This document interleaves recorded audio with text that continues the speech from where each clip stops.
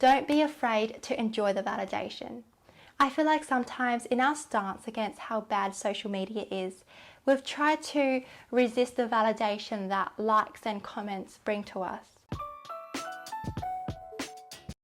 Hey guys, today I want to share 5 tips on how we can use social media while protecting our mental health.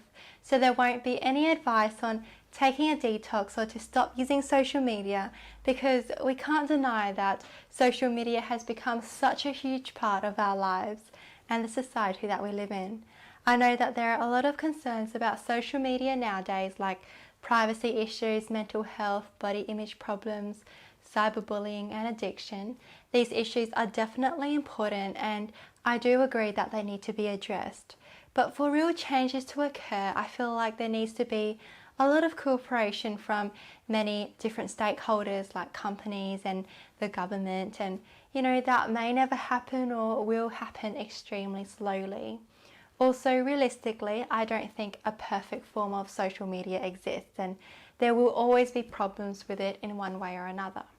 But while there are the bad things about social media, we can't also deny that social media has been such a great technology, and for us who have grown up with it, I can't imagine my life without it. So what I'm saying is, it is important to take it upon ourselves to learn how to use social media or live with it in a way that protects ourselves, especially our mental health. Like I mentioned before, I know that there are strategies out there like digital detoxing, restricting our screen time, or even completely deleting our social media accounts altogether. While these are fine, I believe in a more wholesome and practical approach that allows us to reap the benefits of social media while downplaying its negatives. I have thought about this for a long time, because there was a time when I didn't want to use Facebook at all, but I was in all these Facebook groups for uni. On one hand, I wanted to deactivate my account, but on the other hand, I didn't want to miss out important information. In a similar kind of vein, it was with Instagram. I really wanted to catch up with what my friends were doing and what they were getting up to, but then I always found myself on the explore page and whatnot. So I wanted to find a better, more balanced, holistic way of using social media without having to completely restrict it. But before we get into it, I want to let you guys know that I have incorporated a lot of mindfulness concepts into these strategies.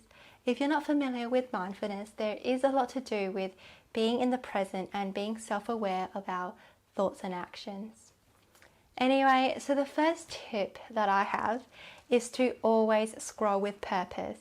Many of us reach for our phones mindlessly. In less than a second, we've already pressed on the Instagram app or have clicked open the Facebook tab on our laptops. It happens on autopilot. We literally don't register that we're doing it.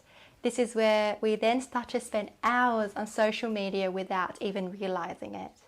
The problem here is we don't know when to stop, because we don't have any real purpose for being on it in the first place. There's no set goal, so there is no clear end point. We just aimlessly scroll through our social media feeds without boundaries. A tip that I have is to always have a reason as to why you're picking up your phone or scrolling through Instagram, Facebook or TikTok. It could be to message a friend, to look at someone's profile. It could even be because you're bored and procrastinating, preferring to, watch dog videos or TikTok videos instead of writing that 2,000-word essay. But at the least, we know the reason why. When we have a purpose, we're more likely to stop once we've fulfilled our goal. Another reason why I love this strategy is because it helps prime our mental state for whatever we might see online. Pausing for a bit allows us time to acknowledge that, okay, we're entering an online world that is very different from reality. Because social media is just a constant influx of information, random content that may or may not trigger us may appear, and doing this helps us to mentally prepare ourselves for what we might see there. It's hard to start, but the more we practice this, I feel, the more purposeful our social media usage becomes. Now moving on to tip number 2, Write down your own terms and conditions. This is a bit ironic because we don't usually read the terms and conditions of the apps that we do, but these are mine. Fact-checked everything. Not everything that I see are truth and real news. Likes and comments are temporary ego boosters. They should not be my main form of validation. This one is an important one for me. I can't discern tone through text and online messaging, or there's always a chance of miscommunication and wrong interpretations.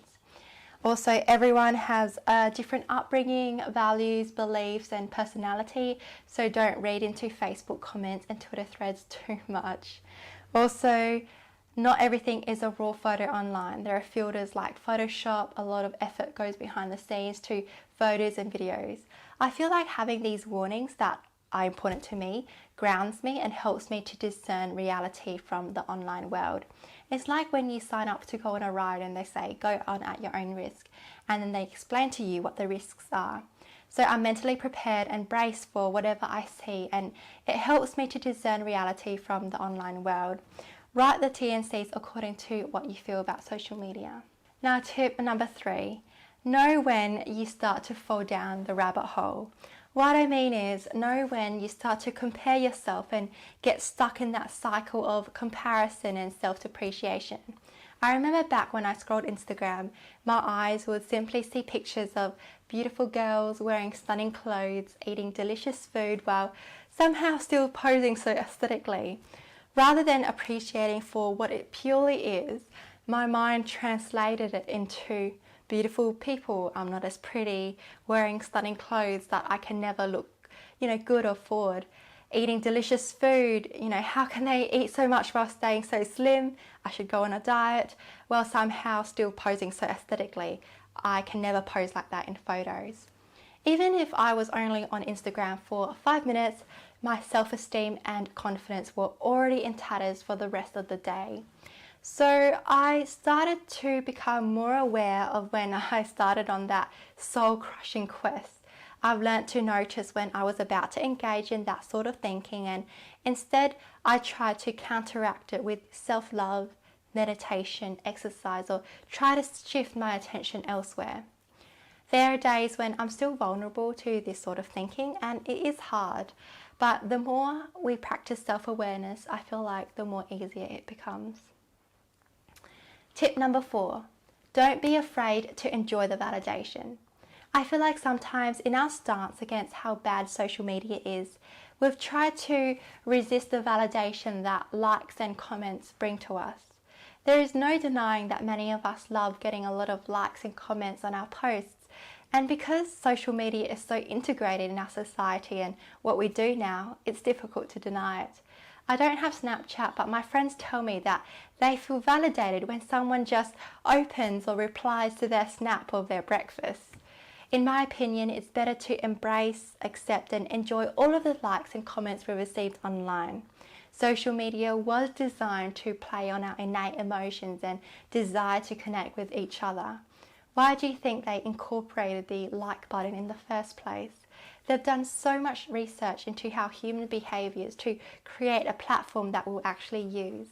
Sometimes resisting it makes us more vulnerable and more likely to judge others.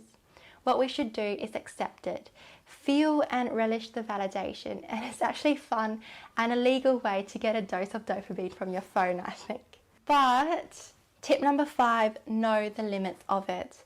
Unfortunately, this is where many of us fall. We forget to put on the brakes and look at the bigger picture. Accept that likes are only temporary and superficial ego boosters, which is okay in itself. It's like when you see someone and they compliment you or you see someone checking you out. It feels good, right? But always keep in your mind that permanent ego boosters and the underlying determinants of happiness comes from the things that truly matter to us. So like family, friends, relationships, pets, careers, hobbies, self-love, and so on. Tendering the relationships we have with our loved ones will bring us more happiness than tendering to our followers. Enjoy the likes, as I said in tip number 4, but don't equate this to the enjoyment or fulfillment you receive when you help others or hang out with your loved ones. And that's my 5 tips, guys. I do have more, but I don't know if you guys like these sort of videos, so let me know if you guys want a part 2 to this. Thank you for listening. I hope that I've given you something to ponder about. Do check out my other videos while I mentally nourish my body with mindfulness and thoughts like these. I physically nourish my mind and body with a plant-based diet, which I upload videos, food videos and recipes of too. Anyway, thank you guys, and I'll see you next time.